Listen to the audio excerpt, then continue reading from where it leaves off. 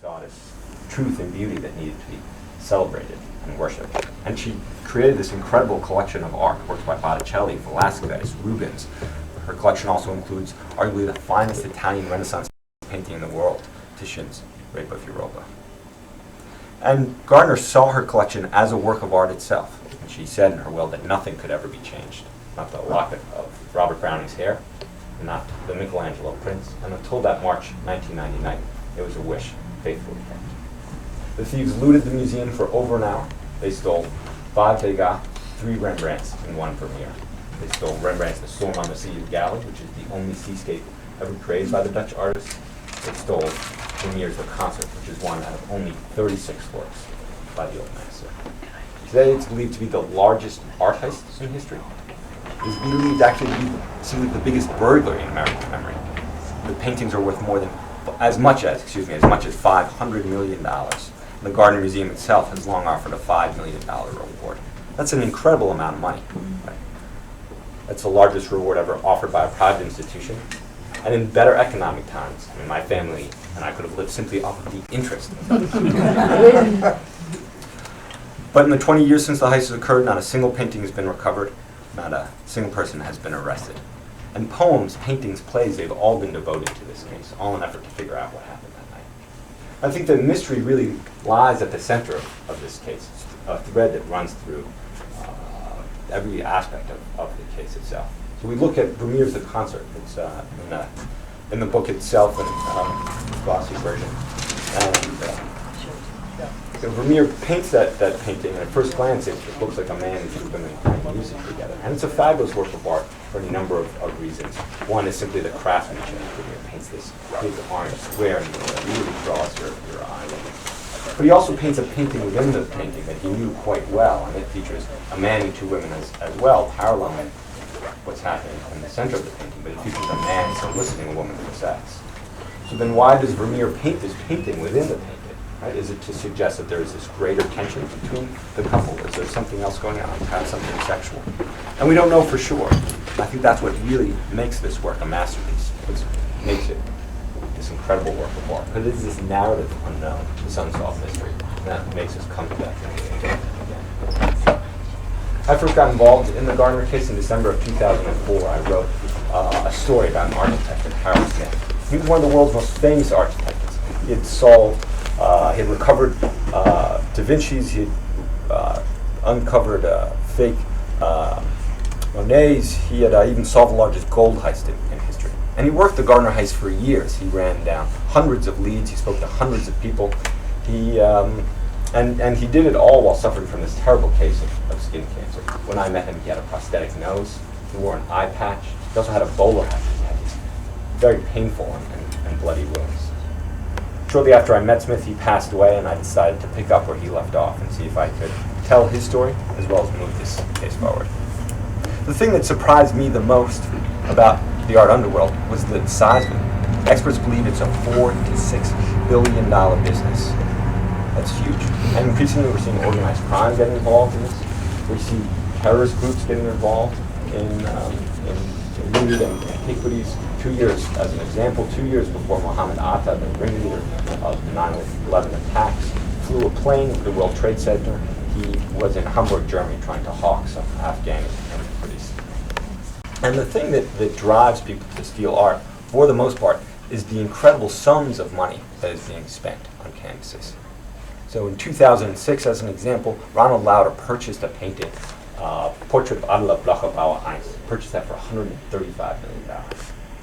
To put that amount of money in perspective, that very same year, Cisco, the technology giant, purchased a mid-sized computer firm for $135 million. That very same year, the upfront budget costs for the movie Pearl Harbor were $130 million. So conceivably, even though Pearl Harbor was not Ben Affleck's best movie, you could have traded that film for this painting and had $5 million left over to buy a house on that king. It's incredible. And these sums of money is what inspires people to steal art. Because for the most part, they're run-of-the-mill crooks. They're aging drug dealers, they're out-of-work bank robbers, they're ex-cons looking to pay the rent, and they steal art because it is valuable. They also often steal art because it is quite easy to do. museum security is notoriously bad. The Gardner Museum, at the time of the heist, had 2 security guards, one of whom later admitted to smoking marijuana on the job. He also didn't spell the word guard correctly on his application. And they had some motion detectors and a panic button, and that was basically it. That was all that protected that museum. And the things with the Gardner Museum wasn't even particularly bad for that time and place. It may have even been above average for that particular time and place, because part of the problem is that museums are often suffering for funds. Part of the problem is I think many institutions believe that the sanctity of art is going to protect them. Their cultural capital will prevent thieves from looting their museum. But the bottom line is that we don't see institutions doing enough to protect themselves. I eventually, ran down countless leads in this case. I spoke to countless people. I flew to Ireland to see if the paintings might be there. I would hire private detectives to help me shadow suspects. And the thing about this case is that you can blame the $5 million award. You can blame the mystery of the Isabel Stewart Gardner Museum. But this case has this powerful effect on people. You hear about it and you just want to go out there and figure out where these paintings are. I eventually believe that I uncovered at least the identities of one of the thieves who robbed the museum. I believe it is a Boston gangster named David Turner. I think Turner's going to go down in the history textbooks alongside people like Whitey Bulger, alongside Albert DeSalvo, as one of the most infamous mobsters to have come out of New England. He helped run a $1 million cocaine ring. He's believed to have killed as many as a half a dozen people. He also is widely believed to have robbed the real-life Cheers bar, the Bull and Finch bar in Boston. So I spoke to a witness who saw the thieves before they entered into the museum, and he gave a very specific description of the thieves. He said one of them had Asian eyes, as if he had one Asian and one Caucasian, and David Turner fits that description. David Turner's underworld crime boss, a guy named Carmelo Molino, he twice tried to return these paintings. And when I went to David Turner and said, look, there's a fair amount of evidence that you might be one of the people who robbed the Isabel Stewart Gardner Museum, he denied having any role in the theft. But then he began to boast. He told me that I should put his picture on the cover of my book. So the question, though, is if I think David Turner was one of the people who robbed the museum, where are the paintings? That's the $5 million or $500 million question. And the answer to that is that I don't know. I don't know. If I were to speculate, and this is just pure speculation, I believe that the thieves robbed the museum and then gave the paintings to an associate or stashed them somewhere. And the person who knows where the paintings are was murdered or was killed. I think we can say with some degree of confidence that David Turner himself does not have access to these paintings. He's in prison until 2032. He was caught in an armed robbery. And these paintings are widely considered a get-out-of-jail-free card. And this idea that the paintings might be stashed somewhere isn't unusual, especially for paintings of this nature that are simply too well known, that decorate dorm rooms around the country. You could never sell them on the open market. You could potentially trade these works for guns or drugs. We've seen that occasionally happen with cases like this. There was a Metsu, as an example, stolen out of a mansion in Ireland, and that was eventually recovered in a cocaine deal in Istanbul. We have seen evidence that thieves will occasionally use these works of art as political bargaining chips, so return them to bargain down on a jail sentence. But we don't think that happened with the Gardner paintings. We don't think that happened with the Gardner paintings because we would have seen them by now. And as for the Gardner Museum itself, it is much improved. The security has been improved. They've broken ground on a big expansion. But if you go to the second floor of the Gardner Museum, the empty frames still hang there. They look empty and lifeless. They look sad and tragic. But I believe these paintings are just waiting for these masterpieces to come back. So I'm excited to take any questions that you have. When we chatted earlier, she said we should just have a lot of time for question and answer. So I can go in all sorts of rabbit holes, but if you want to talk about in terms of the case. What did you mean by when you said that somebody tried to return them twice? I didn't get that. Sure. So David Turner's underworld crime boss, a guy named Carmelo Molino, he twice tried to return the paintings. So he was, the second time was the time that he sort of tried the hardest, and we have a number of FBI files that show that he have wiretaps where he's reaching out to friends to see if they have the paintings. The FBI once sent him a letter that said, if if you have one of the paintings, you will bring it on to the museum on such and such a day, and we will let you go free on this day, and you will get $10,000. He was never able to return the painting, but it seems clear that he believed that someone in his network of people had access to these paintings, but he wasn't able to do it. Thank you. How are the paintings actually stolen? Were they cut out of the frame? The canvas was cut carefully around the periphery? Sure. So 2 of the works of art were cut right out of the frames. Those were the 2 large Rembrandts, and they were quite large, about 5 feet tall. That was The Lady and Gentleman in Black and The Storm on the Sea of Galilee.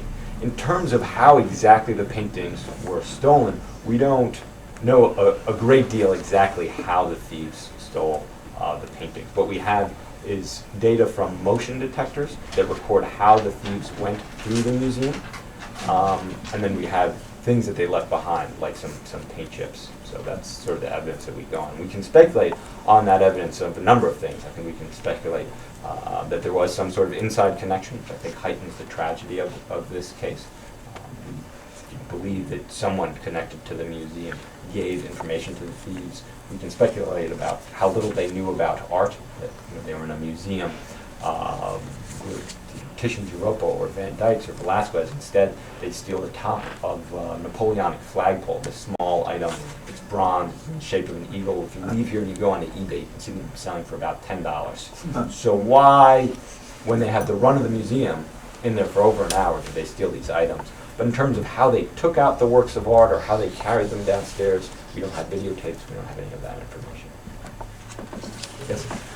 Why do you think that even with a $5 million reward, no one has ever come forth with credible evidence?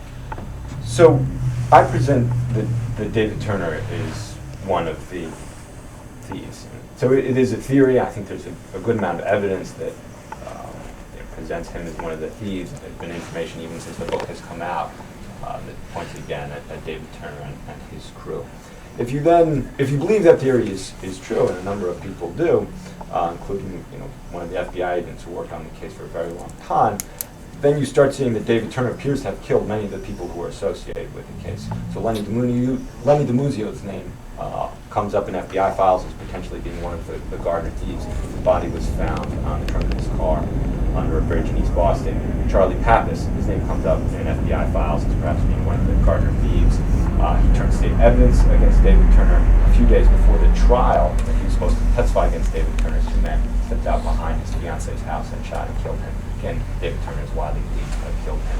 Then there's George Reisfelder. If David Turner was one of the people who robbed the museum, I believe that George Reisfelder is most likely the other thief.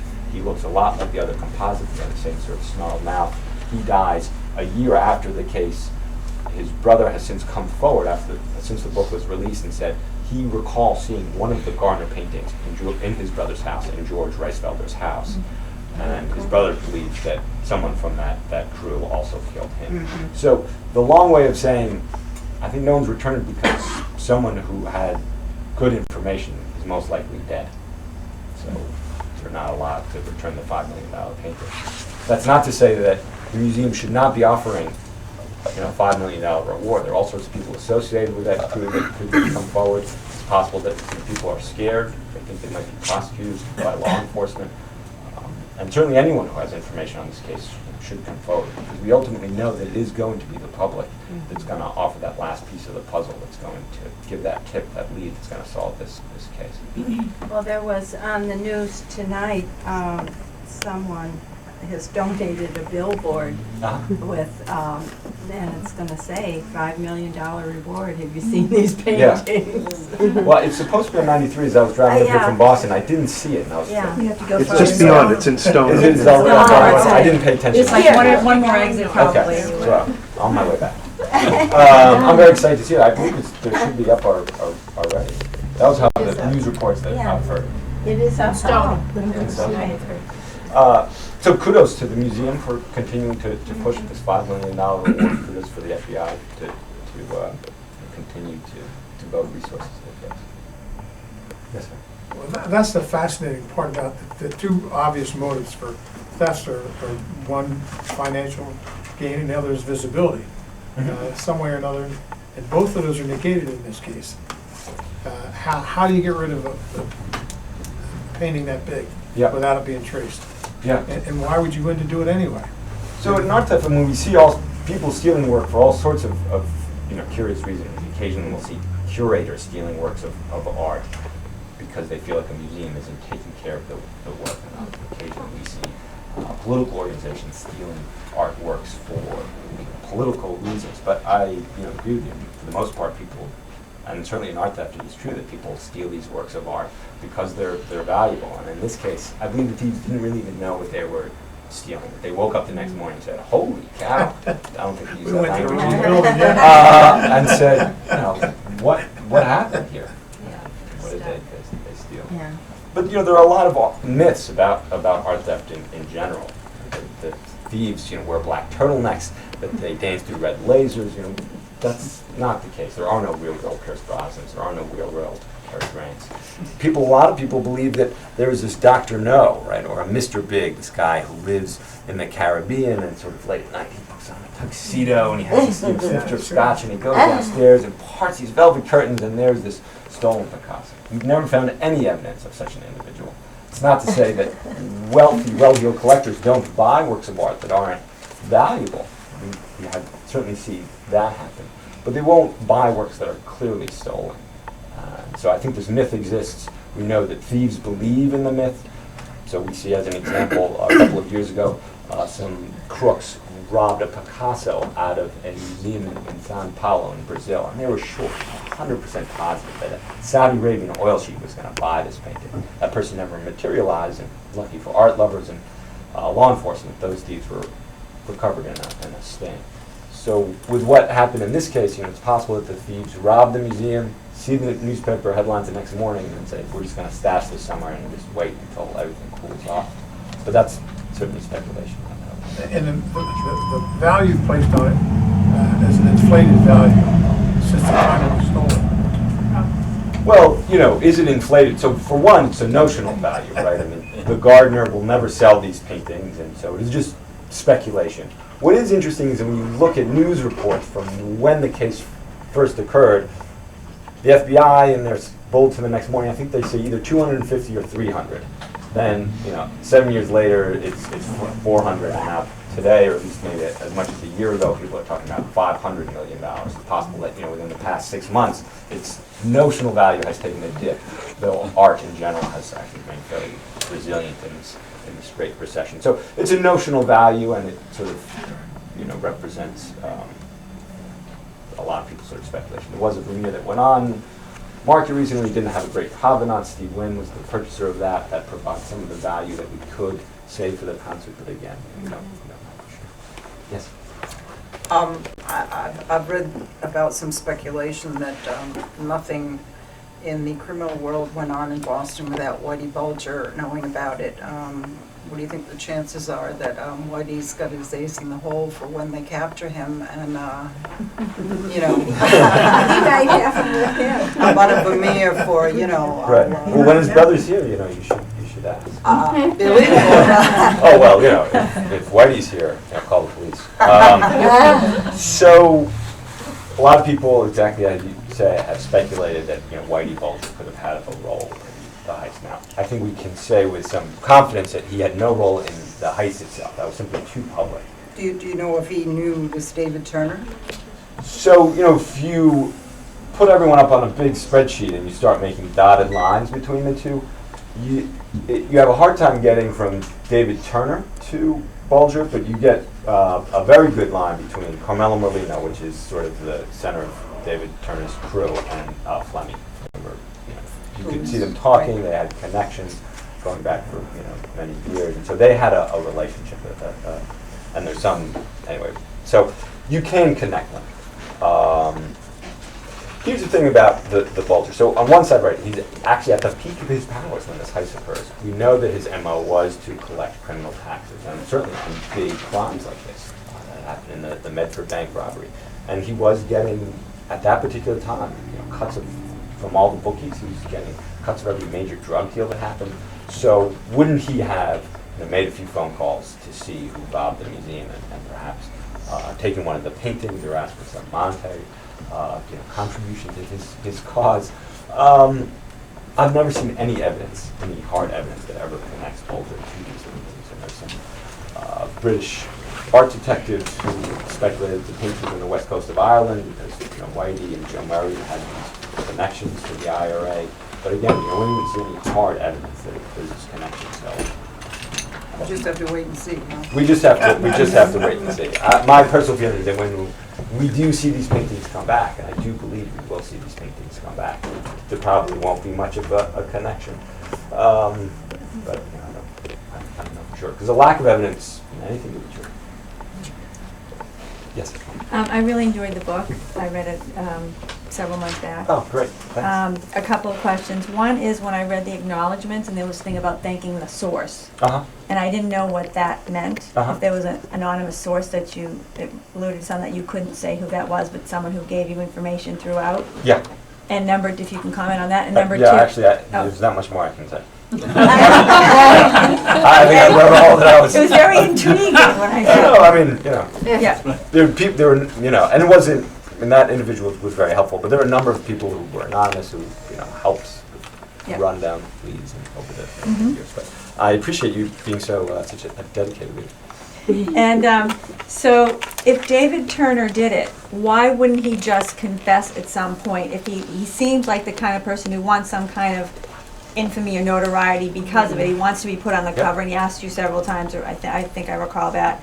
And number two, it's too late for him to be prosecuted. He can't collect on the reward because he doesn't have anything to produce, and he can't give enough solid leads to produce any of the goods. Yep. But so why don't you think he would just confess? Well, one, what's the point of? Let me take it back in this direction. An early morning in February 1999, he goes to Dorchester, Carmelo Molino's auto body shop, and he's in a red Honda Accord with one of his other criminal associates. And in their car, they have some bulletproof vests, some face masks, they have some walkie-talkies, they have 5 handguns, they have a stripped-down Ruger rifle, and they also have a grenade. They were on their way to rob the Loomis Fargo Armored Car Depot. Now, the thing about robbing Armored Car Depot is that it's better than robbing an armored car, because all the armored cars are in one place. Had they been successful on that morning, they would have sold $50 million. That would have been the biggest bank heist in American history. So the FBI swoops in, they pick up Turner before they even leave TRC. And today, David Turner claims that he was entrapped, that the FBI set up a crime so sweet, so good, he simply could not resist. The jury did not believe him, which is why he's in prison until 2032. But from his perspective, right, the FBI set this crime up because they wanted the Gardner paintings. They believed that he was one of the people who robbed the museum. And so it's actually not in his best interest to confess, because then that says that he actually was fully guilty of this other crime. So I think he's in this sort of tough spot. Where, if he then moves forward. And the other question, right, is if he doesn't know where the paintings are, and I do believe that he does not know where these paintings are, he only sort of incriminates himself. And I can just sort of quickly run down the rabbit hole. You could still be prosecuted for having these paintings today. So there's 2 things going on. Oh, okay. Just to unpack that a little bit. So there's the statute of limitations for actually robbing the museum, in the same way, for going in, breaking, entering, and leaving with those items. The statute of limitations for that crime have expired. You could confess to that and you feel scot-free. After the Gardner heist occurred, with the help of Senator Kennedy, who's a huge fan of the Gardner Museum for over the years, a law was passed, and it's called the Art Theft Law. And for the theft of any work of art that's over 100 years old or worth more than $100,000, it falls under this statute. And under that statute, sort of written with the help of lawyers, if you conceal, destroy, possess, transport any work of art that is stolen under that value, you could be prosecuted. So I'm not a lawyer, but as it has been explained to me, even though that this law was passed after the theft occurred, if you had these works of art today and you participated in concealing them, you could be prosecuted under that.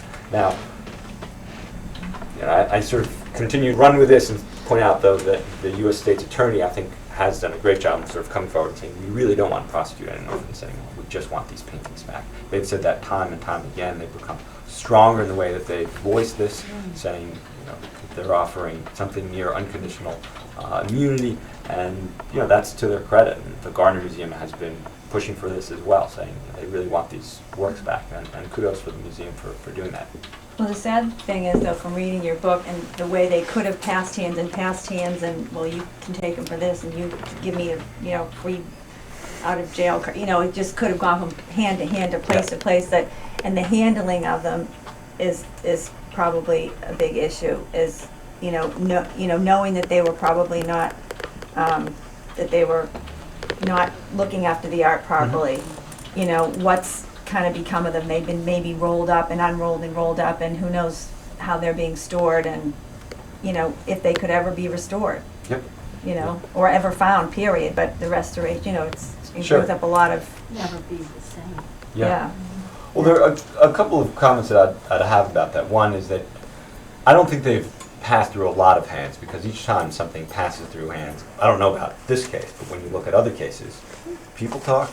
They like to talk. It's just, you know, a fact of life. You know, thankful for certainly journalists who, you know, want people to talk. And so I don't think they've passed through a lot of hands, because we'd see evidence, or, you know, we would just hear, I think, more rumors about them sort of passing. But I don't know that for sure. That's your second point, which is what's the condition of these works today.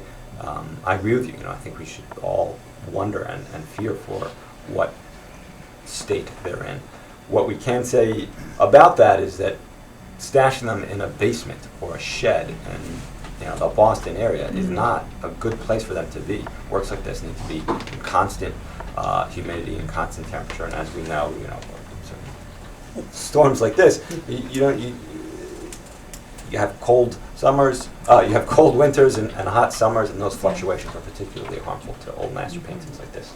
On the plus side, I think the thieves saw these as something purely valuable, in the same way that they wouldn't burn a briefcase filled with cash. I don't think they're going to burn or do anything active to hurt these paintings, but we don't know for sure, and I certainly share your concern. Yes? From reading the book, I have the impression that you are less than completely sanguine about the efforts undertaken by the FBI to solve this crime. It seemed to have been shoved to minor people and onto back burners and all of that. It was just, I think in the paper just a couple days ago, the FBI announces a new kind of DNA process they want to go through and all this kind of stuff. Are they pursuing this the way they ought to? I think, listen, it is a 20-year-old cold case. Yep. I think we could all engage in a reasonable conversation about how much resources they could put into something of this. So right now they say it's an active investigation, and they clearly have a case agent, Jeff Kelly, who does actively work this case. And I think they could reasonably say, you know, it's been 20, I mean, I could see a reasonable argument saying, from them, saying, you know, it's been 20 years, and we don't want them to devote resources to this anymore. Maybe there's some other pressing issues. So I think it's great that they do have a case agent on this case, and clearly they're actively pursuing leads.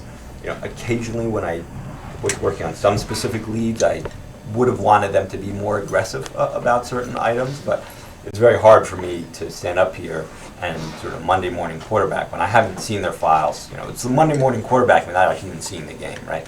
So I haven't seen their files. I'm not sure what was sort of missed or what could have been done or, you know, should have been done.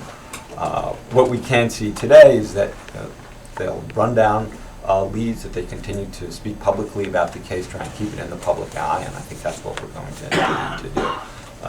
The museum, I think, has been more aggressive, has become more aggressive over the years. Initially, they weren't as aggressive. Now they have an investigator who spends an enormous amount of time. I speak about him in the book, Anthony Moore, spends an enormous amount of time on this case. And they've become more aggressive over the years. Their reward has gone up. Initially, it was $1 million. Now it's $5 million. They took full control over that specific reward.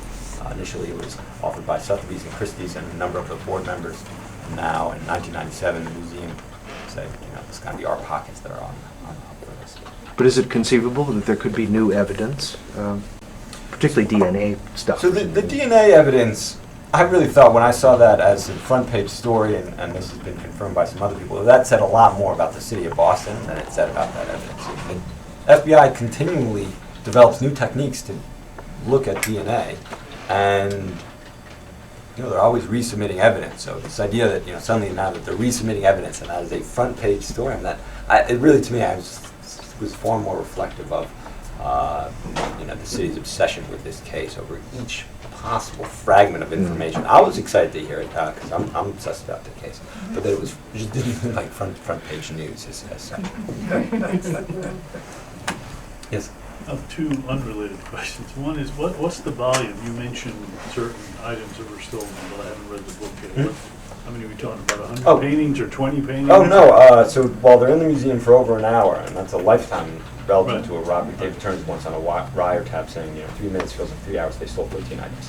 13? Yeah. So the stash thing would not take a large volume. No, so the two Rembrandts would be pretty hard to roll up in the 1970s. This is a conservation technique that's no longer used, but the wax backings on the backs of those. So my understanding from speaking to conservatives, it would actually be quite hard to roll those up. Some of the other items are quite small, like the finial that I referred to. They also stole a Chinese coup, which is a relatively small item. The Degas are fairly small sketches. You certainly could, I don't want to imagine if they packed them all into one little crate. I don't think that would be good. But anyway. And you think they're all together? I think they're all together, only that if they had been split up, it would be more likely that one item would pop up. But I don't know where they are, and so that's just. And how did you come to write this book? So, as I said, I became fascinated with this art detective. His family was very supportive. His son and grandson also went into the family business and were helpful, as well as I wrote the book. And it's a fascinating story with these fascinating characters. Whitey Boser and Miles Connor. We haven't spoken to them if people are interested. From a narrative perspective, from a book perspective, the problem is that there's no ending. So you have a book on the cover, and I feel like my answer, and at the end of all the questions, I'm not really sure what these paintings are. But that's sort of more of a. No, but are you a journalist? Or So I am a journalist as background. So I worked at U.S. News and World Report for many, many years. Yeah. Did you find the two guards? Are they still around? I mean, they were young at the time, right? Yeah, so there were two guards. So there was one who let the thieves in. In the book, I called him Abel. Well, the short answer to your question is they both basically hung up on me. So I was able to find both of them, and neither of them wanted to talk.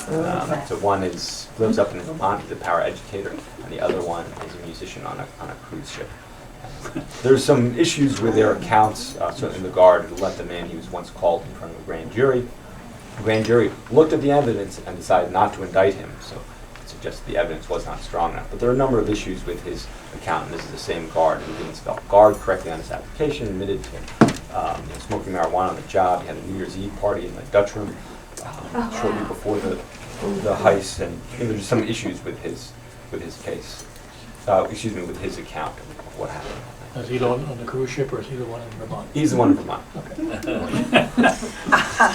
How have they improved their security practices? Yeah, I mean, absolutely. The Gardner Museum has done a lot, and I genuinely believe that a heist like this could never happen at that museum again.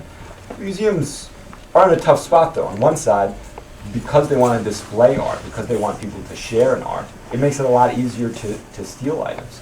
Monk's The Scream was stolen 3 times from a museum in Norway.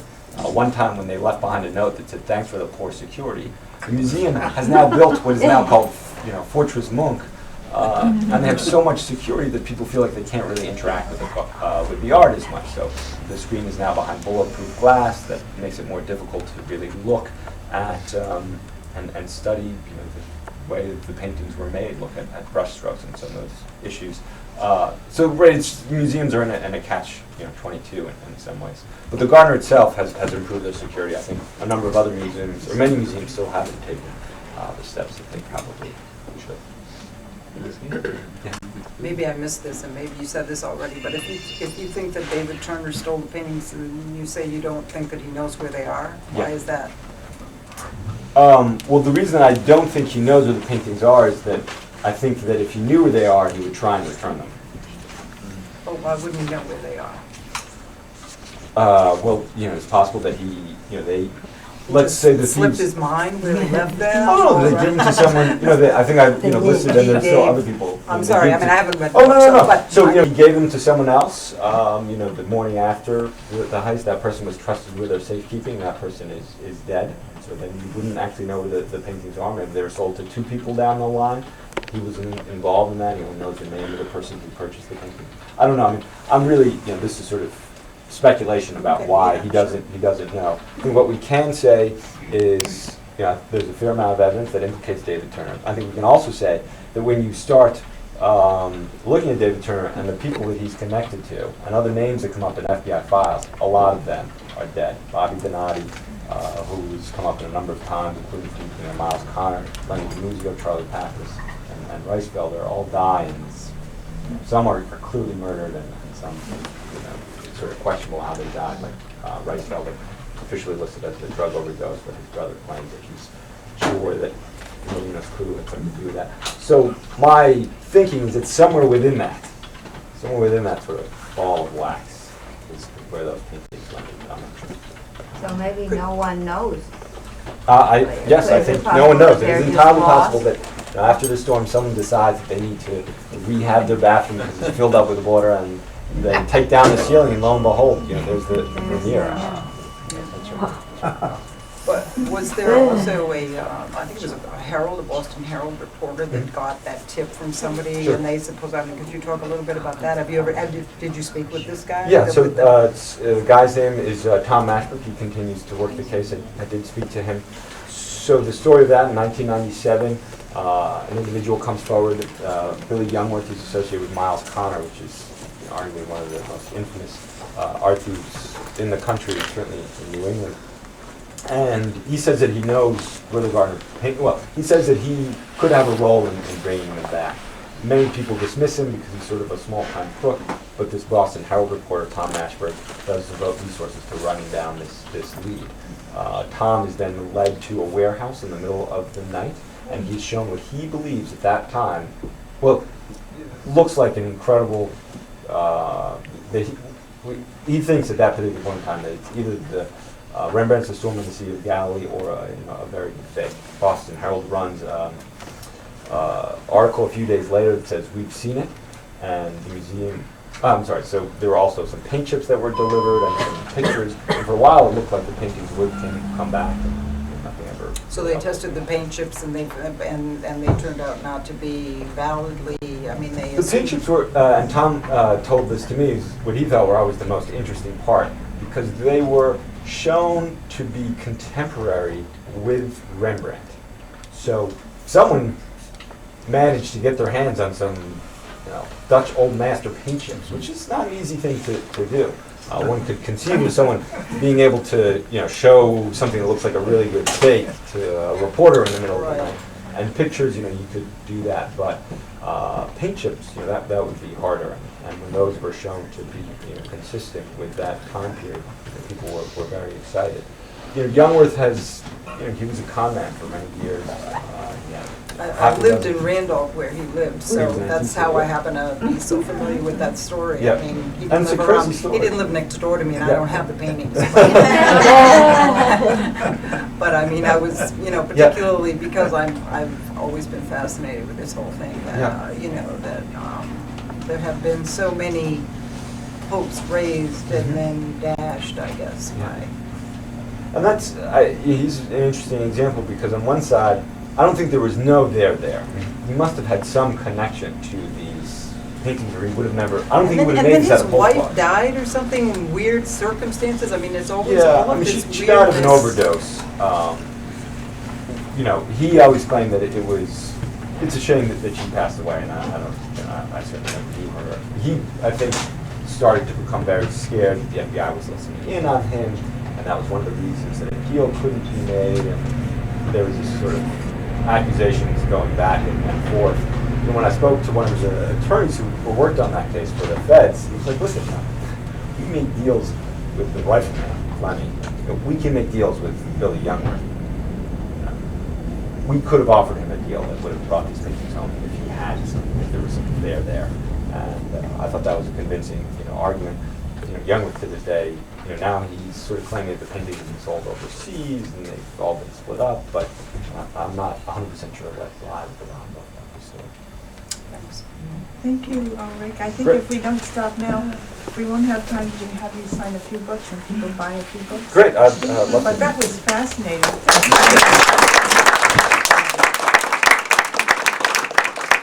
Congratulations on the big success. That's being so popular. The beginning, the hardcover was released in 2009 on Hopper. When did you decide to write it? So I first got involved in the case in December of 2004. I'd written a story about this architect, a man named Harold Smith.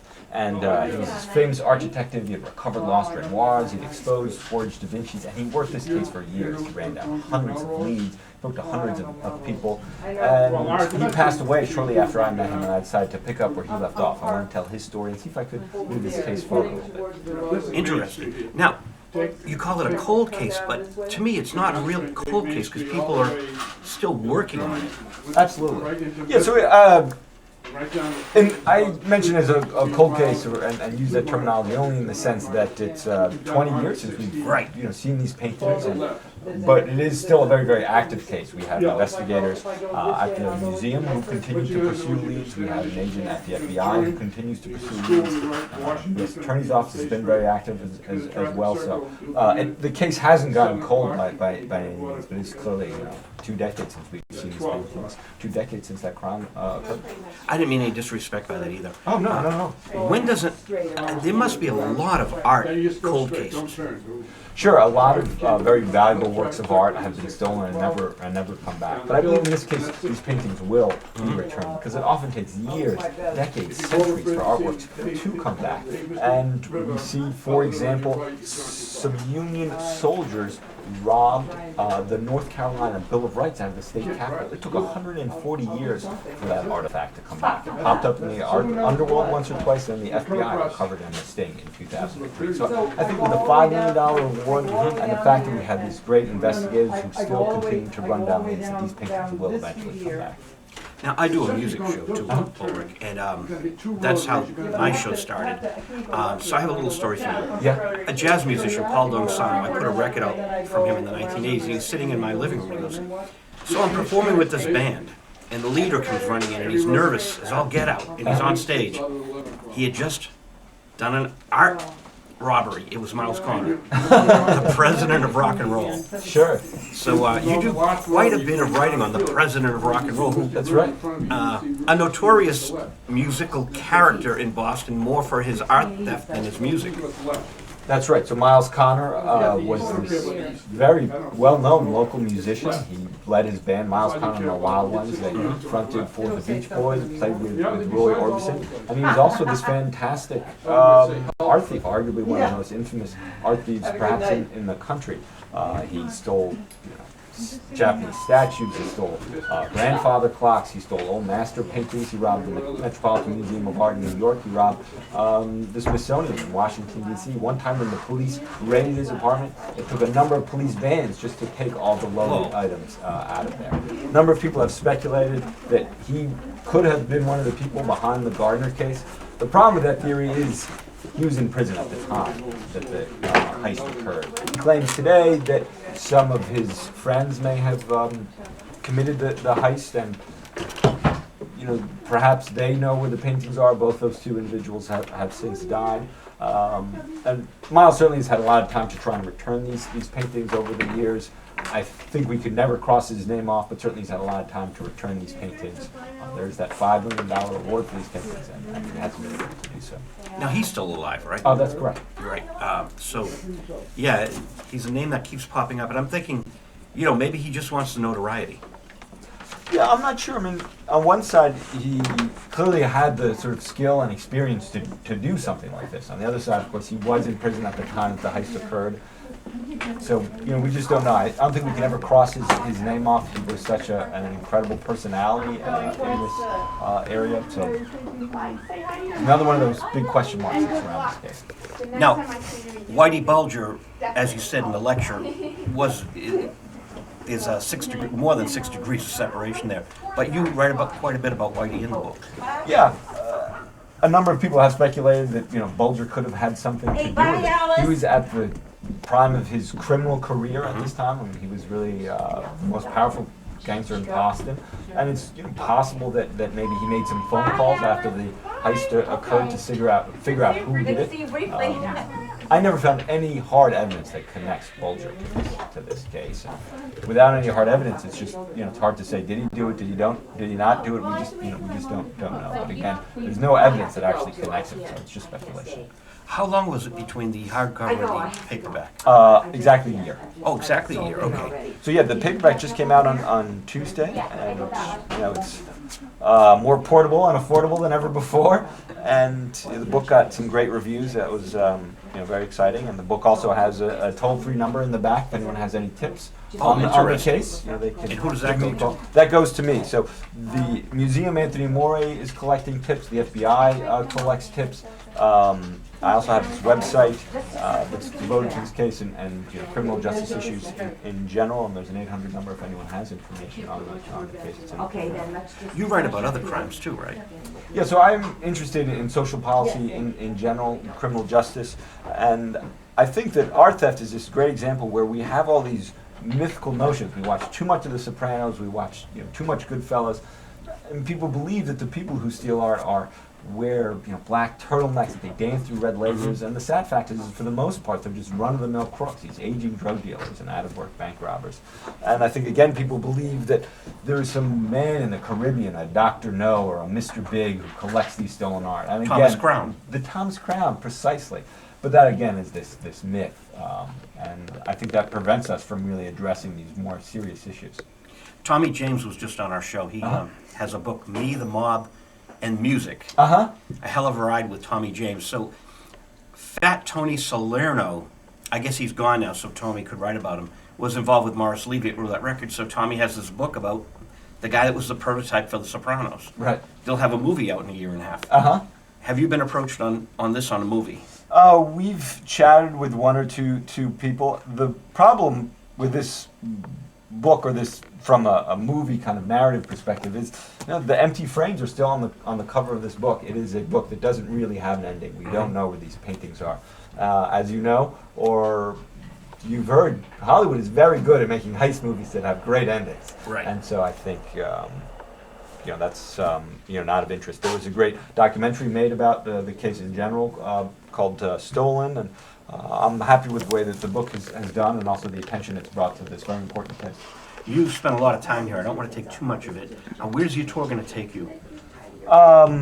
So we're going to a bookstore in Brookline, and then we'll also be down in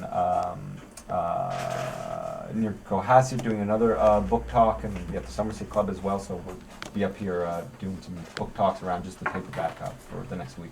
Are you going to go national or just around here? We've also done some events nationally. I was in Vero Beach yesterday. Nice. And flew up this morning, so it was nice and sunny and warm. You look it, yeah. Yeah. So did you go to the beach? I wish that I could say that I had the time to go to the beach. I ended up working. Had I known that it was so nice down there, maybe I would have brought my family and made a good vacation happen. We had a monsoon here. It was about 2 feet of water up there at Staples. But, right. Well, let's hope that monsoon didn't destroy the painting anyway. Thank you so much for the great talk in this great bookstore. Great. Well, thanks so much. Yeah, and for being on our Winchester Writers Show. Great. Really appreciate it. Welcome back anytime. Hey, thanks. If you could put his last name too. Okay. And so just how do I spell it? David. B-I-E. B-I-E. B-E-R. Great. You go in the museum.